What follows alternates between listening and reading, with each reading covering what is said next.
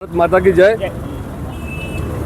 બોટાદમાં જે ખેડૂતો ઉપર સરકાર દ્વારા અમાનુષી અત્યાચાર થયો, ખેડૂતોને બોટાદ માર્કેટિંગ યાર્ડમાં ખેડૂતોના થતા કડદા એ રોકવા માટે અમારા આમ આદમી પાર્ટીના આગેવાનોએ અને કાર્યકરોએ વિવિધ માંગણીઓ, અમારી ખેડૂતલક્ષી માંગણીઓ હતી, એ માંગણીઓ લઈ અને અમે લોકોએ શાંતિપૂર્ણ આંદોલન કરતા હતા અને ઉપરથી પોલીસને હાથો બનાવી અને ગુજરાત સરકારે, ભાજપા સરકારે અમારા ખેડૂતો પર અત્યાચાર અને દમન ગુજાર્યું છે।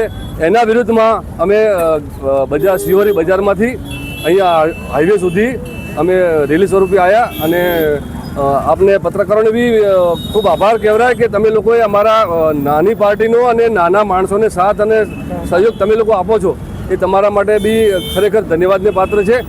અને અમારા ખેડૂતો રીબાય છે, માર્કેટ યાર્ડમાં લોકોના કડદા થાય છે અને એના વિરુદ્ધમાં અમે આજે ખેડૂતો માટે થઈ અને લડી રહ્યા છીએ। આટલી નાની સંખ્યામાં ભલે અમે હોઈએ, પણ આવતા સમયમાં આ રેલી મોટું વિકરાળ સ્વરૂપ ધારણ કરશે, એમાં કોઈ શંકાને પાત્ર નથી। અને અમે ખેડૂત માટે ભલે અમારે ગોળીઓ ખાવી પડે તો ગોળીઓ વિંધાશું, પણ લોકો માટે અમે મરી જઈશું, પણ લોકો માટે જ અમે જીવશું અને લોકો માટે જ મરશું અને લોકોને ન્યાય અપાવી અને પછી જ જપીશું।